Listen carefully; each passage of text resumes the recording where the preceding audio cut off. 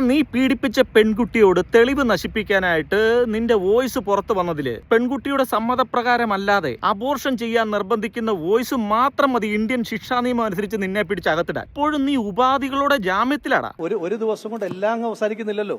വരും ദിവസങ്ങൾ നമുക്ക് കൂടുതൽ കാര്യങ്ങൾ പറയാം. ബാക്കിയുള്ളത് അടുത്ത ദിവസം. അതായത് ഇതിന്റെ പേരും പറഞ്ഞ് ഇവന് മാളത്തിൽ നിന്ന് എല്ലാ ദിവസവും പുറത്തേക്ക് വരാം. അങ്ങനെ ചാനൽ ചർച്ചയിൽ വിളിക്കാൻ ചിലപ്പോൾ സാധ്യതയുണ്ട്.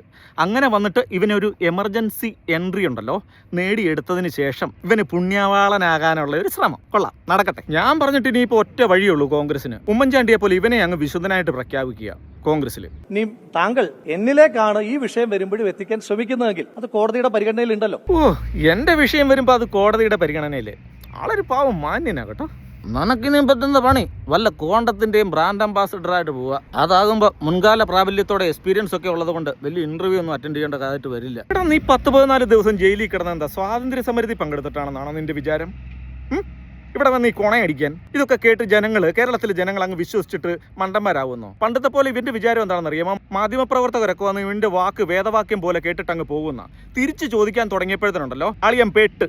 പിന്നെ ഗണേഷിന്റെ മുൻ ഭാര്യയ്ക്ക് കോടതിയിൽ പോകാനും കേസ് നടത്താനുമുള്ള എല്ലാ അവകാശങ്ങളും ഉണ്ട്. നീ പീഡിപ്പിച്ച പെണ്ണ് കോടതിയിൽ പോയി കേസ് നടത്തിയതുപോലെ തന്നെ നടക്കട്ടെ, കാണാം.